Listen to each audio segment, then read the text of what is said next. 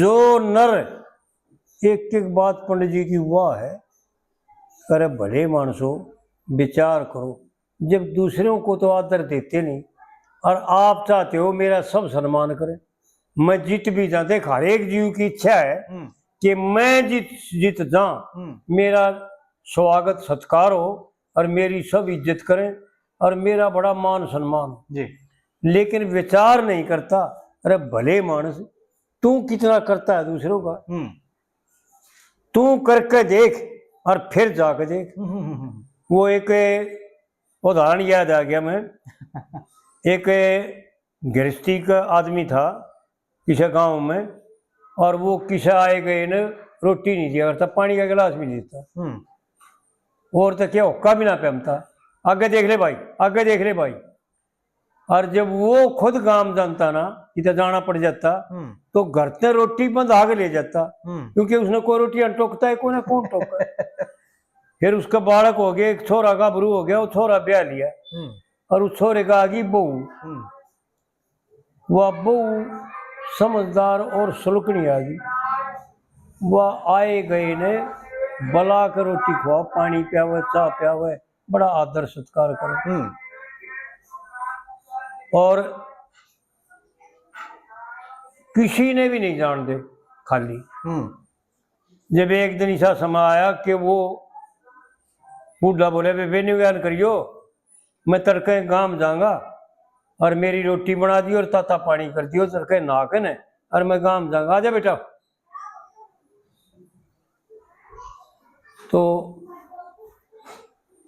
वह बोली, बाबू पानी तो गर्म कर दूंगी और रोटी मैं आगे पहुंचा दूं धरती। क्या आगे?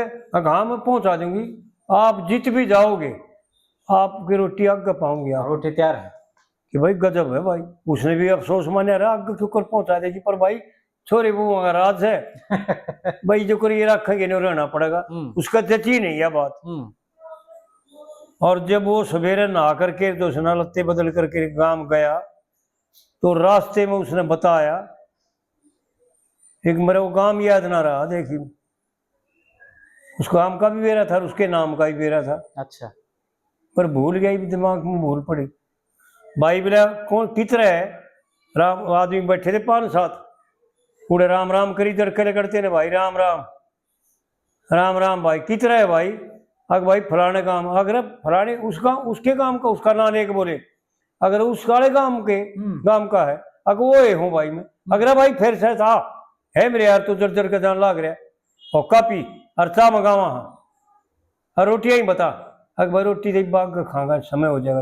अगर अरे अरे बैठ इतना हुक्का पीऊंगा, इतनी रोटी भी हो जाएगी ना भाई, चाह पीऊंगा। चाह मंगाई पियाई, जब उसकी जो आँख खुली, अरे चल तो कोई हुक्का के पानी का गिलास भी ना दिया करता और ना तरने दिया। तो कहने का मतलब यो है कि जो खुद चाहवा है ना, वो दूसरों को देख देखो। हाँ, देख किसा मजा होगा और कितनी की इज्जत होती है और कितना परमात्मा प्रसन्न होता है। कोई भी कमी से ना वो दूर हो जाएंगे, बीमारी तक भी दूर हो जाएगी जी। ये बीमारियां के घर तो ये राग द्वेष काम क्रोध लोभ मोह, ये बीमारियां के घर तक हैं। और ये लुटने के इसके असली चिकनाई ने तो काट ले जाए हैं और इसमें बीमारी बढ़ते हैं जी।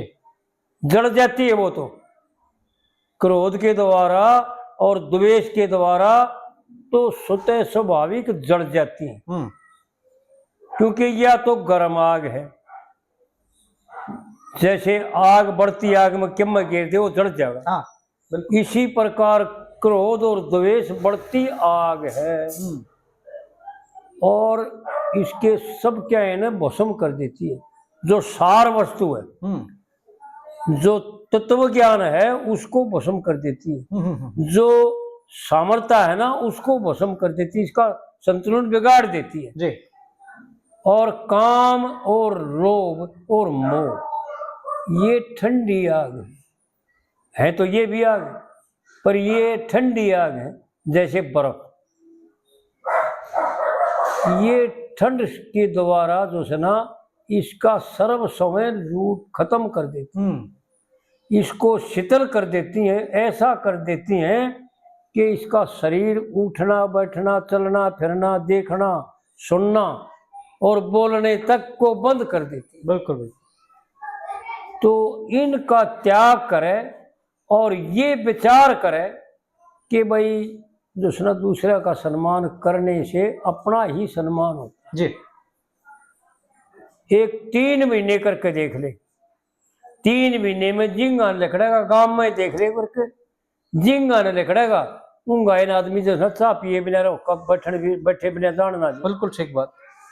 3 महीने में ऐसा हो जाएगा। तो कहने का मतलब ये है कि जो तू चाहता है वो दूसरों के साथ बरत कर देख बोले मानस जी। देखियो हम सब चाहवा है भाई, मेरी कोई तो जेब नहीं काटे, कोई मेरे साथ झूठ कपट नहीं करे, छल नहीं करे किसी प्रकार का जी। कोई मेरे साथ बेईमाना नहीं करे और कोई मेरा अपमान नहीं करे। और यो खुद और का करता है। हाँ। फिर अपनी उम्मीद को ध्यान में क्यों ना लेता। बिल्कुल ठीक। अपनी उम्मीद को क्या ना देखता कि तू क्यों चाहता है, यो भी वो चाहो, यो भी वो है चाहो जो तू चाहो, और तू इसको शुरुआत कर। अरे तू तो शुरुआत कर, तू तो जाना है जी। यो तो जानता को नहीं बात ने, लेकिन तन्ने तो जान ली, तू शुरुआत कर दे, तू इनका सम्मान कर, तू झूठ कपट छलबाज मत करे, इनके साथ मक्कारी मत करे। तेरे साथ कोई कर दे तो भाई हम बैठे हैं तो मार दो जाइए, अरे भाई हम चले जाएंगे जब तू अपने साथ तू जान भगवान। ऐसा हो नहीं सकता, क्योंकि परम पिता परमात्मा जो है ना वो न्यायकारी और बड़े दयालु। किसी भी जीव में ये विशेषण नहीं पा सकते दोनों। दयालु होगा तो न्याय नहीं कर सकता जी, और न्याय करेगा तो दया नहीं कर सकता। ठीक बात। डॉक्टर हो चाहे न्यायाधीश हो चाहे कोई भी हो, ये दोनों काम आते, दोनों काम इकट्ठे नहीं कर सकता, एक करेगा। बिल्कुल। लेकिन परमात्मा में सबसे बड़ी और सबसे विलक्षण और सब हमारे से न्यारी एक खासियत है कि वो दोनों काम कर देता है, दया भी करता है और न्याय भी करता है। बिल्कुल बिल्कुल। न्याय तो ये करता है कि जो हम करते हैं ना वो हमारे को दे देता है, किसी और को नहीं देता जी। जो हम करते हैं वो हमारे को दे दे, ये तो है दया और यही न्याय। और दूसरी विशेष दया ये है कि जीव कितने खोटे कर्म करके कितना भी जो है ना गिर करके और फिर जो है ना परमात्मा का ध्यान करे। जैसे हस्ती ने जो है ना डूबते हुए ने गिरा, उसको खींच रहा था जल में, और वो डूबता डूबता अपनी शक्ति हार करके जब सब तरह से थक लिया, जब न्यू बताते हैं, ऐसा लेख आता है भागवत पुराण में भी वो लेख हुआ है कि जब थोड़ा सा सूंड रह गया जल तो ऊपर, जब एक फूल आओ था बया, फूल तेरे था उजल पे, वो फूल उठा करके सूंड में परमात्मा से प्रार्थना करी कि प्रभु तेरा आसरा है आखिरी का। तो ऐसा लेख देते हैं और ऐसी कथाओं में बताते हैं कवि लोग, दंत कथा में भी आता है कि भगवान ने जो है ना उसी वक्त जा करके अपने सुदर्शन चक्कर से गिरा का जो है ना छेदन कर दिया और हाथी को जो है ना जल से बाहर निकाल जी। तो परमपिता परमात्मा की क्या दयालुता है, कितना ही खोटा हो कितना ही माड़ा हो, कोटि बेपरवद लाग गए जाऊ और आवे शरण तजू नहीं पाऊ। बड़ी विलक्षण तुलसीदास जी ने भी एक एक कविता और एक एक चौपाई भाई अनमोल है। और एक चौपाई और लिखी तुलसीदास जी ने, जब तक हृदय बसत खल नाना। भाई क्या बात थी तुलसीदास जी की। जैसे पंडित जी महात्मा था, योगी पुरुष था जी, यो कोई साधारण पुरुष नहीं था भाई। कोई न्यू कहते गंधर्व था या भाई सरस्वती कंठ थी या परमात्मा की देन थी, या कई न्यू कह देते कि शास्त्री रखा करता। अरे तुम राख रहे हो चार और 100 बार सुनकर उसकी कविता बना के दिखा दी। हाँ जी हाँ जी, न्यू की न्यू। ये तो हृदय में परमात्मा की असीम कृपा थी और परमात्मा उसको साक्षात्कार थे। और ये 18 साल इससे बात खातिर मिले हुए थे। मैंने ये वीडियो करवाया था आपको कि भाई बच्चा 12 वर्ष तक तो माता पिता के अंडर में रहता है, उसके जिम्मेवार माँ बाप होते हैं, क्या कराते हैं, क्या समझाते हैं, क्या दिखाते हैं उसको। और 12 से 24 साल तक वो अपने संस्कारों को विकसित करता है, परिपक्व करता है, उनका अभ्यास करता है। जो माँ बाप ने संस्कार दे रखे गर्भ में, उनको परिपक्व करता है। जैसे अब मनु ने महाभारत में यही दिखा रखा है कि माँ बाप के संस्कार जितने दिए उतने ही कामयाब हैं। और 43 साल की उम्र थी पंडित जी की, 3 में जन्म हुआ और 45 में गुजर गए, 42 साल की उम्र थी। 42 साल की उम्र में तो 24 काट दिए तो 18 बचे।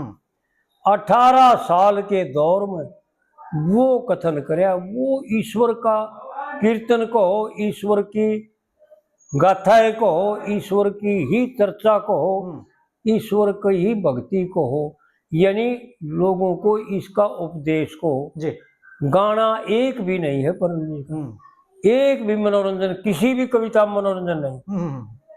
साधारण तो साधारण कविता भी जो है ना दुख की। एक वो बताऊं था ना भाइया थे ताराचंद के खस्से की जी, भाई किसे स्वभाव के मात पिता और किसे स्वभाव के भाई, और किस रंग ढंगते करो सो गुजारा जो बुद्ध जैसे थारी ब्याई। इसकी पहली कविता में पंडित जी ने गजब पाड़ दिया, यानी वो मार्ग दिखा दिया कि औरत का कैसा निश्चय होना चाहिए और कैसा पति का होना चाहिए, कैसा पति होना चाहिए। तुमने तो मैं आप जानेगी, भाई गजब था पंडित जी। बस इतना ही तो जाने थी, बस जहाज भर कार है, व्यापारी है जी, लेकिन ना आगे तक का बता दिया कि क्या कह रही है, क्या चाहती है, क्या उसकी सोच थी, कैसा पति चाहिए था जी, वो बताया पंडित जी ने माध्यम से हो। लेकिन वास्तव में उसका भाव बताया कि औरत कैसा पति चाहती है। तुमने तो मैं आप जानेगी, तुम जहाज भी भरया करो सो। और इन ये गलत लिख रखा, कार व्यापार करते हुए तुम जग में फिरया करो सो। और गौ मात पिता के चरना कमा सिर भी धरया करो सो। उसने के भी था इस बात का, लेकिन बता रहे हैं पंडित जी इसको माध्यम बता के कि मनुष्य मात्र का सबसे पहला क्या कर्तव्य है, आदमी ने क्या करना चाहिए, ये बता रहा है। मात पिता के चरना के मां सिर भी धरया करो सो, और गौ ब्राह्मण साधु की सेवा तुम यज्ञ भी करया करो सो। आड़ी ताई तो मैं कल ही मैंने कह रखी, पहले कह दी थी तुमने तो मैं आप जानेगी। अरे नहीं यो भी गलत लेकर रखा है, तुम्हारे मतलब आपस के में थारा प्रेम भी है कि ना, पूछने की जरूरत नहीं। अरे यो ऐसे थारा आपस के मां प्रेम गणा, निंदा छोड़ पराई। क्योंकि जानती है कि मेरे को पंडित जी ये दिखा रहा है कि औरत का कैसा पति बनना चाहिए और कैसा पति होना चाहिए और कैसा उस मर्द ने बनना चाहिए जी। पर पूरी बात ये बता कि किसी से द्वेष करने की और जरूरत नहीं और किसी की निंदा करने की भी जरूरत नहीं, क्योंकि निंदा भी सबसे बड़ा पाप है जी।